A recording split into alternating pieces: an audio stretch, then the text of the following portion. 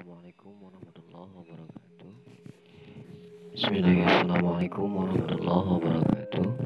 Anak-anakku sekalian, selamat pagi anak-anakku sekalian. Selamat berjumpa kembali di mata pelajaran IPS. Pada kesempatan kali ini kita lanjut kepada materi selanjutnya tentang ketergantungan antar uang yang berkaitan dengan harga.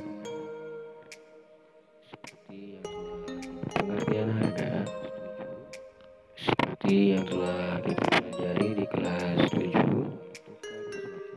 bahwa harga adalah nilai tukar suatu barang yang dinyatakan dengan uang. Sedangkan fungsi dari harga adalah untuk alat ukur dan pembeda suatu barang.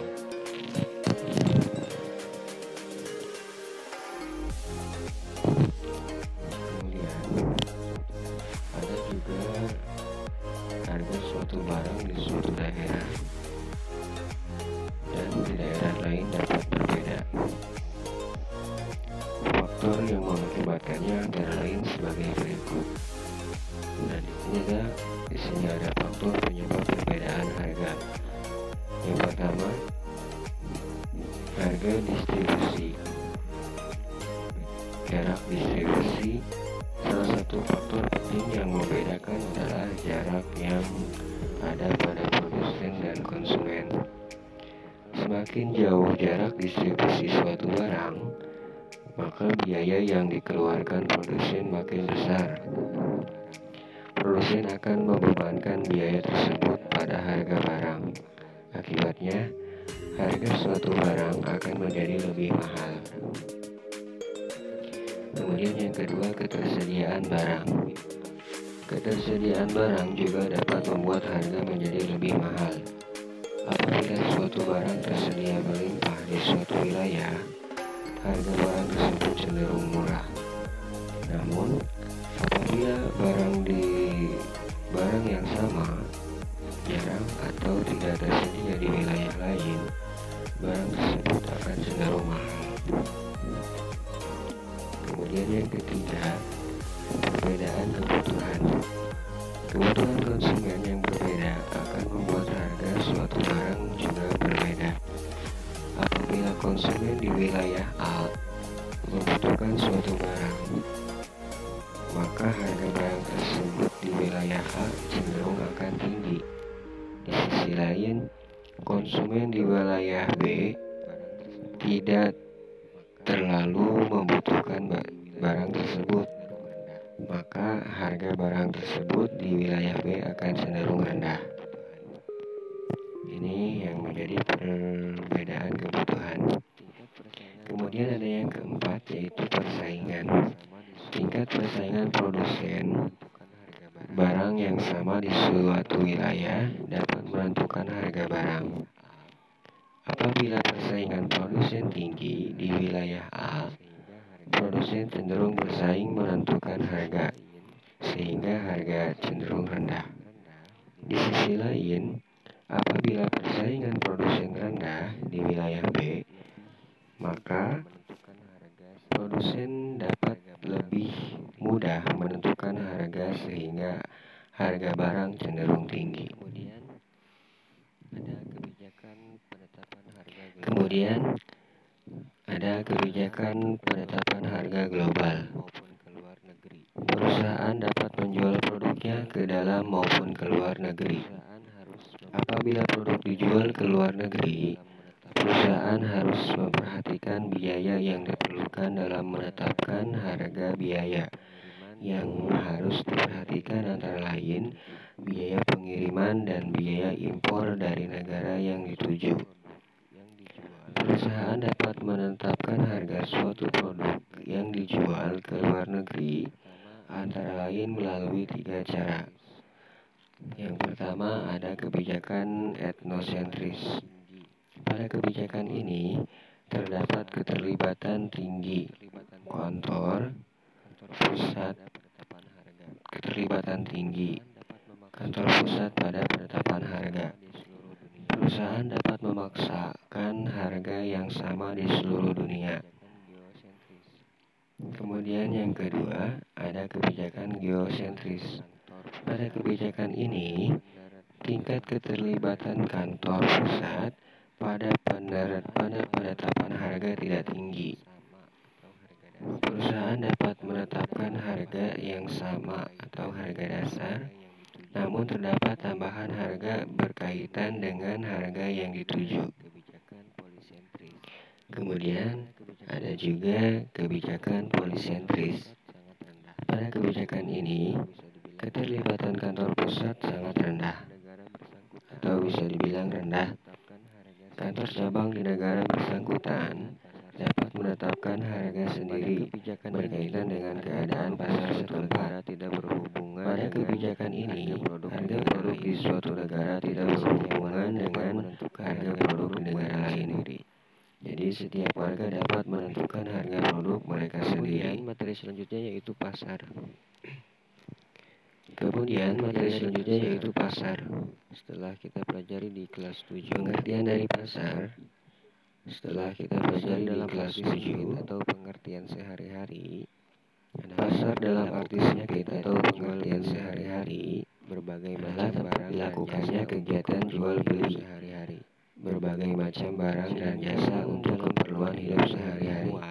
Dan menurut ilmu, sedangkan dalam pengertian yang lebih luas dan menurut ilmu ekonomi, pasar adalah proses berlangsungnya transaksi permintaan dan penawaran atas barang dan jasa.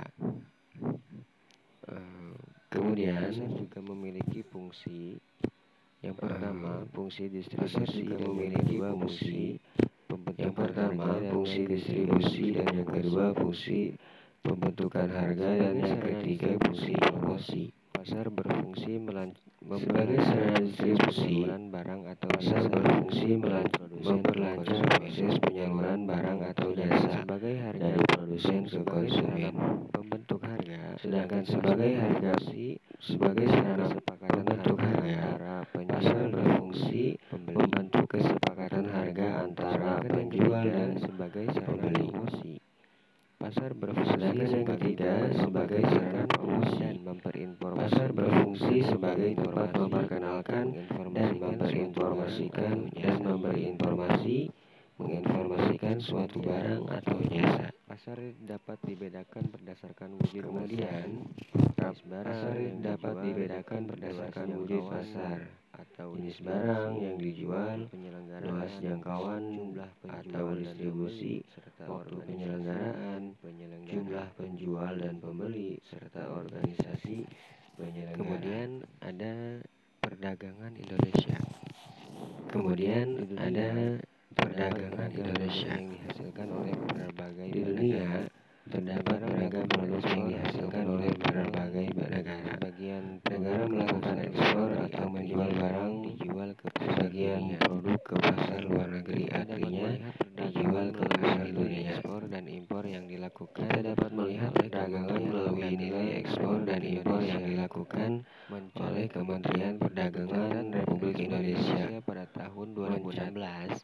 Mencatat ekspor Indonesia pada tahun 2016 sebesar 144,5 miliar dolar Amerika Serikat. Kementerian Perdagangan Republik Indonesia. Kemudian berdasarkan data Kementerian Perdagangan Republik Indonesia, terdapat 10 komoditi utama pada berikut nilai ekspor komoditas tersebut di tabel tahun 2016. Nilai ekspor 10 komoditas yang bisa lihat di tabel. Yang pertama, nilai ekspor 10 komoditas utama Indonesia dan produk tekstil pertama yaitu ekspor PPT atau tekstil dan produk tekstil.